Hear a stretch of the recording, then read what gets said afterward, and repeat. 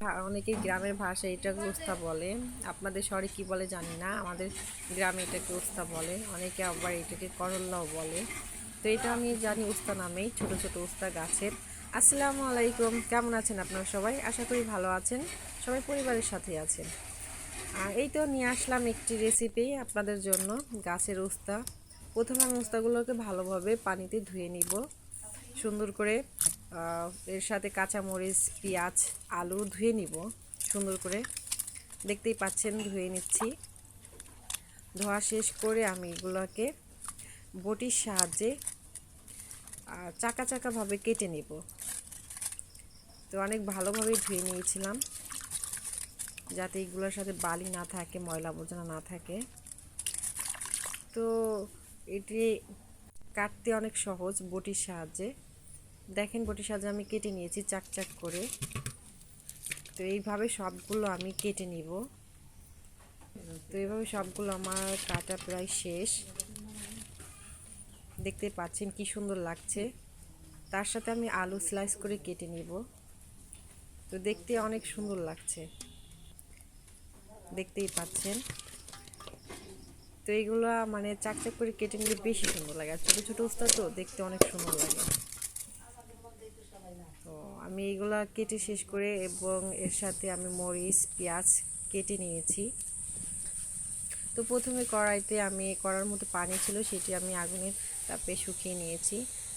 দেন তারপরে আমি এটাকে এর মধ্যে তেল দিয়ে দিয়েছি, পরিমাণ মতো তেল দিয়ে দিব। তো মাটির চুলায় রান্না হচ্ছে, গ্রামে বেশিরভাগ মাটির চুলায় রান্না হয়, আর মাটির চুলায় রান্না স্বাদটা বেশি হয়। এই তো তেল দিয়ে দিলাম কড়ার মধ্যে, পরিমাণ মতো তেল একটু গরম হতে দিলাম।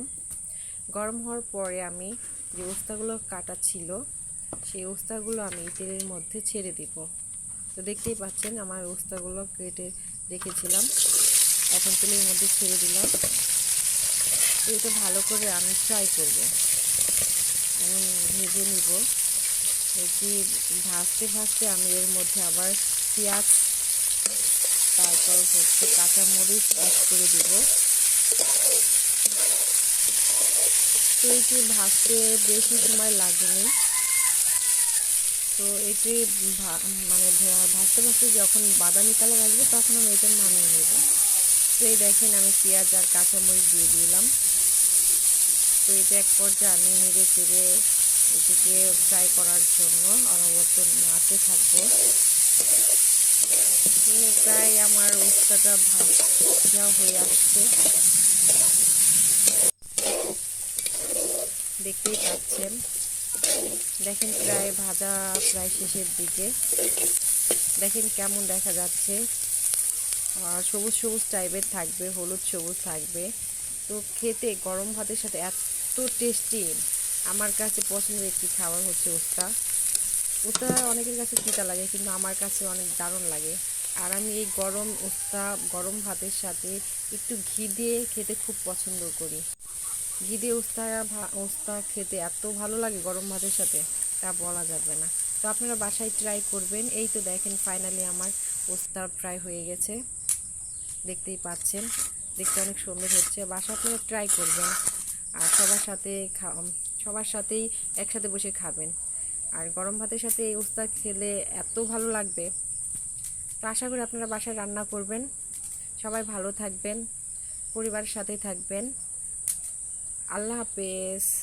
নতুন ভিডিও পেতে হলে আমার এই ভিডিওগুলো দেখতে থাকেন, আর নতুন নতুন ভিডিওর জন্য অপেক্ষা করেন। ভালো লাগলে লাইক কমেন্টস করেন, আর আমার ভিডিওর সাথেই থাকেন এবং ভালো থাকেন।